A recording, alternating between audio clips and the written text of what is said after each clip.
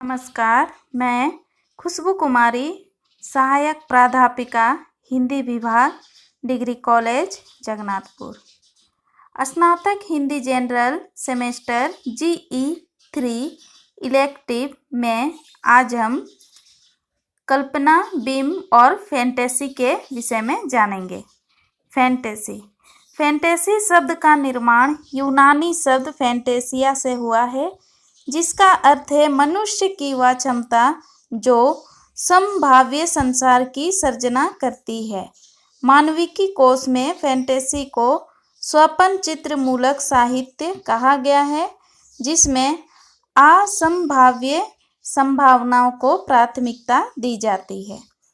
Fantasy कल्पना पर आधारित होती है, जिसे दिवा स्वप्नात्मक अथवा दुस्वप्नात्मक मानसिक बिंब कहा जा सकता है।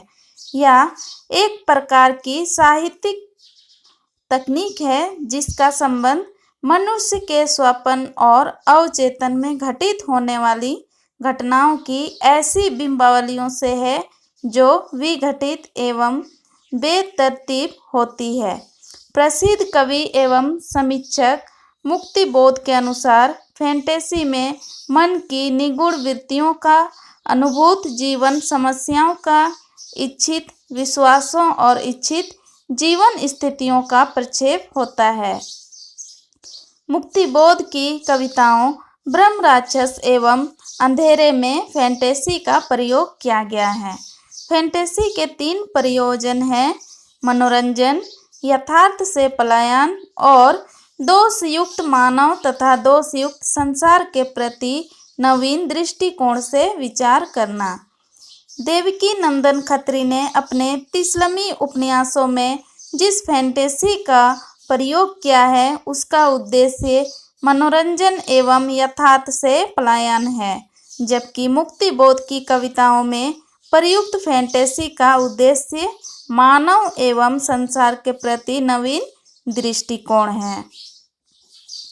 कल्पना। काव्य में मूल तत्वों में कल्पना तत्व को माना गया है।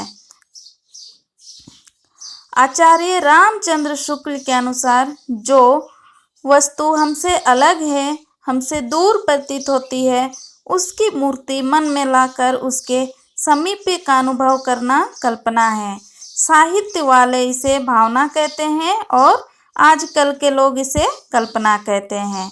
कल्पना मनुष्य की वह प्राकृतिक मानसिक शक्ति है जो चेतना का ही एक रूप है तथा जिसके माध्यम से व्यक्ति अपने पूर्व अनुभवों के आधार पर नवीन उद्भावनाएं, आविष्कार, निर्माण या पुनर्निर्माण करता है।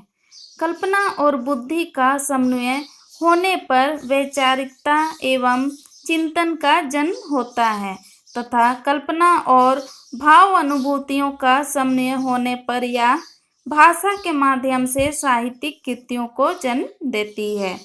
कल्पना के संबंध में निम्न तथ्य उल्लेखनीय है। पहला है, कल्पना पूर्व अनुभूतियों पर आधारित होती है।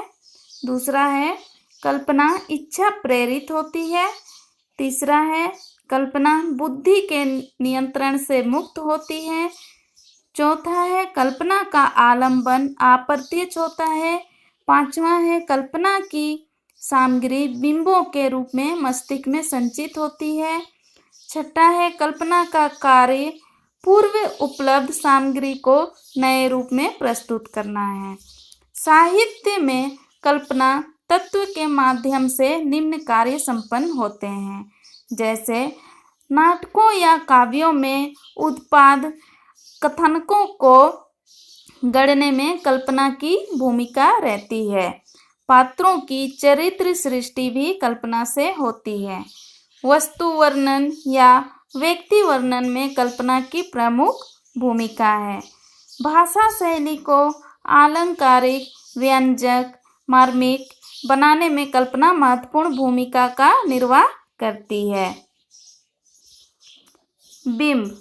बिंब शब्द अंग्रेजी के इमेज शब्द का हिंदी रूपांतर है, जिसका अर्थ है मूर्त रूप प्रदान करना।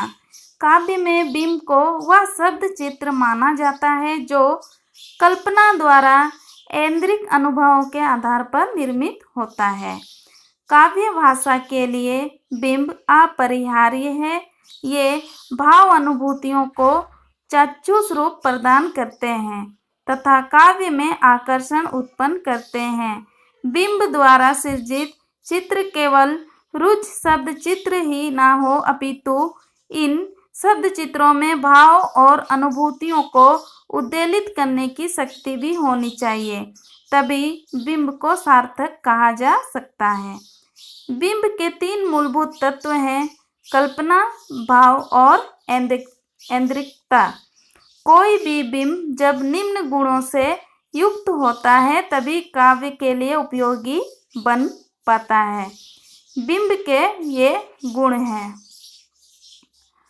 भावनाओं को उत्तेजित करने की शक्ति एवं सामर्थ्य, नवीनता एवं ताजगी, औचित्य अर्थात प्रसंग के प्रति अनुकूलता एवं सार्थकता, सजीवता अर्थात बिंब इतना स्पष्ट होना चाहिए कि प्रमाता तुरंत ऐन्द्रिक साक्षात्कार कर सके। बिंबों के भेद। बिंबों के अनेक भेद विद्वानों ने विभिन्न आधारों पर किए हैं, जिनमें से प्रमुख है ऐन्द्रिक बिंब। इसके अंतर्गत निम्न बिंब आते हैं: चक्षुष बिंब, श्रव्य या नादात्मक बिंब, स्पर्शीय बिंब, घ्रातव्य बिंब, आस्वाद्य बिंब। काल्पनिक बिंब, जिसके अंतर्गत है स्मृति बिंब और कल्पित बिंब।